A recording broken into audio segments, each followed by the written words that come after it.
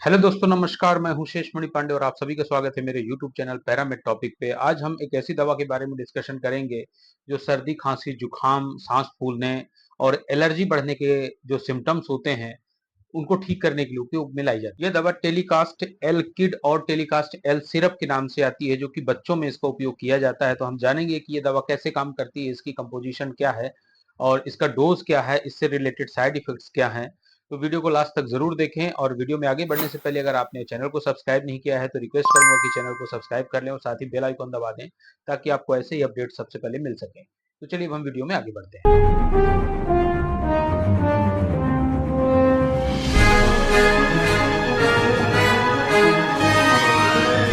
तो हम बात कर रहे हैं टेलीकास्ट एल किड और टेलीकास्ट एल सिरप के बारे में, जो कि लुपिन प्राइवेट लिमिटेड कंपनी द्वारा मैन्युफैक्चर्ड की जाती है और बेची जाती है। ये दवा की जो इंडिकेशन यानी कि यूजेस की बात करें, या किसी प्रकार की एलर्जी और उससे रिलेटेड एलर्जिक राइनाइटिस और उससे संबंधित लक्षण, जैसे कि नाक बहना, खांसी आना, जुकाम होना, गले में इन्फेक्शन होना, उसके कारण खराश होना, खांसी आना और साथ ही सांस लेने में तकलीफ होती है, या कभी कभी एलर्जी के चलते स्किन से रिलेटेड प्रॉब्लम्स भी आ जाती हैं, जैसे कि रैशेस होना, खुजली होना। तो इन सब लक्षणों को ठीक करने के लिए इस दवा का उपयोग किया जाता है। इसके अलावा यह दवा कुछ अन्य बीमारियों में भी यूज की जाती है, जैसे कि अगर किसी को एस्नोफिलिया है या अस्थमा टाइप सिम्टम्स हैं, तो उस कंडीशन में भी ये दवा उपयोग की जाती है और उसमें काफी जल्दी एक तरह से एड ऑन ट्रीटमेंट की तरह इसको उपयोग किया जाता है। कुछ मेडिसिन के साथ इसको दिया जाता है, जिससे जो सिम्टोमेटिक रिलीफ जल्दी मिल जाता है, जैसे कि सांस फूलना और कंजेशन होना, चेस्ट टाइटनिंग होना, ऐसे लक्षणों से राहत मिलती है। अब हम बात करते हैं कि ये दवा कैसे काम करती है। तो टेलीकास्ट एल और टेलीकास्ट एल किट सिर्फ दोनों में ही जो कॉम्बिनेशन होती है दो तरह की मेडिसिन का, जिसमें कि लिवोसिट्रीजिन और मोंटिलुकास्ट होता है।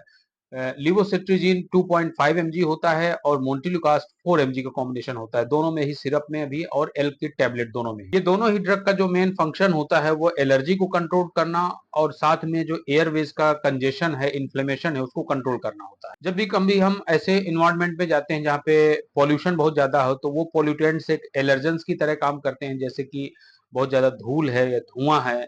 इसके अलावा कई बार मौसम बदलने की वजह से भी एक एलर्जी का कारण बनता है, वो बढ़ जाती है एलर्जी। जैसे रेनी सीजन है या विंटर सीजन है, तो मौसम बदलाव की वजह से भी कुछ बच्चों में एलर्जी बढ़ जाती है। कई बार बच्चों को कुछ खाने पीने की चीजों से भी एलर्जी होती है।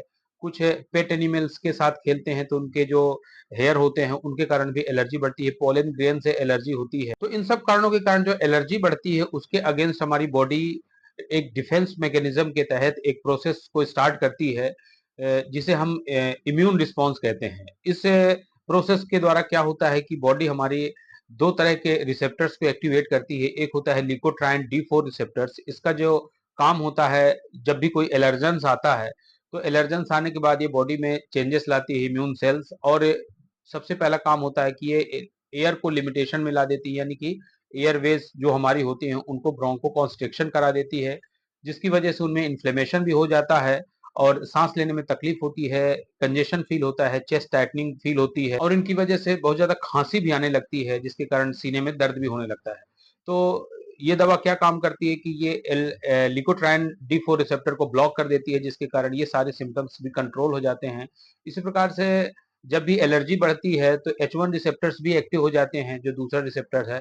H1 रिसेप्टर्स के एक्टिव होने के कारण कुछ दूसरे एलर्जिक रिस्पॉन्स देखने को मिलते हैं, जैसे कि नाक का बहना यानी कि रनी नोज, नेजल कंजेशन होना, साइनस में भी कंजेशन होना, हेडेक होना, ज्यादा छींके आना, गले में खराश होना, ये सिम्टम्स H1 रिसेप्टर्स के एक्टिवेट होने के कारण होते हैं। तो टेलीकास्ट एल में जो मौजूद होता है लिवोसिट्रीजिन, ये H1 रिसेप्टर्स को ब्लॉक कर देता है, जिसके कारण से ये सारे सिम्टम्स भी कंट्रोल हो जाते हैं। अब हम बात करते हैं इस टैबलेट और सिरप के डोज के बारे में। तो ये दवा लगभग 2 साल से लेकर 12 साल के जो बच्चे होते हैं उनमें एक टैबलेट या 5 ml सिरप दी जाती है।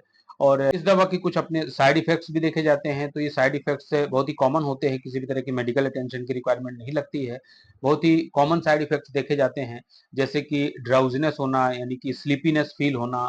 इसके अलावा डिजीनेस होना, कई बार हेडेक भी होता है बच्चों को, इरिटेशन भी होती है, कई बार कॉन्स्टिपेशन होता है, एब्डोमिनल पेन भी होता है। कुछ बच्चों में नोजिया और वोमिटिंग की शिकायत भी देखी जाती है। तो ये बहुत सारे साइड इफेक्ट्स बहुत रेयर होते हैं, बहुत ही कम देखे जाते हैं। स्लीपीनेस, ड्राउजीनेस, इसका जो मेन साइड इफेक्ट है वो देखा ही जाता है दवा लेने के बाद। और दवा जैसे ही बंद करते हैं ये सिम्टम्स भी अपने आप साइड इफेक्ट्स वाले ठीक हो जाते हैं। अब हम बात करते हैं इसके प्राइस के बारे में। तो जो टेलीकास्ट एल किड सिरप है वो 60 ml के पैक में आती है और टैबलेट भी जो दोनों की प्राइस लगभग सेम होती है, जो कि 152 रुपीज में मिल जाती है। अब हम बात करते हैं इसके सब्स्टिट्यूट यानी कि टेलीकास्ट एल किड या सिरप के अलावा और दूसरे ब्रांड्स कौन से हैं। तो इनमें से जो पॉपुलर ब्रांड है जैसे कि मॉन्टेर एलसी किड सिरप है, लेवेटा एम है, मोन्टीना एल है, मोन्टीमैक एल है, फिर मोन्ट्राल है, ओडीमोन्ट एलसी है, फिर एलर सेट है, न्यू कास्ट है, लिवो सेट और भी बहुत सारे ब्रांड्स हैं जो इसके अलावा आप जो आपको बेस्ट लगे तो ले सकते हैं। कॉम्बिनेशन यही होना चाहिए। कई बार पेशेंट्स के लिए डॉक्टर की चॉइस पर भी डिपेंड करता है कि वो कौन सा ब्रांड दे रहे हैं। जो इसमें मेन ड्रग कंटेंट है वो मोन्टेलुकास्ट और लिवोसिट्रिजिन ही होता है। तो ये थी सारी जानकारी टेलीकास्ट एल किड्स टैबलेट और सिरप के बारे में। तो उम्मीद करता हूँ कि वीडियो आपको पसंद आएगा और ऐसे ही मेडिसिन एंड हेल्थ से रिलेटेड वीडियोस के लिए आप हमारे चैनल को सब्सक्राइब करें और साथ ही बेल आइकन दबा दें। तो मिलते हैं नेक्स्ट वीडियो में। Thank you so much for watching.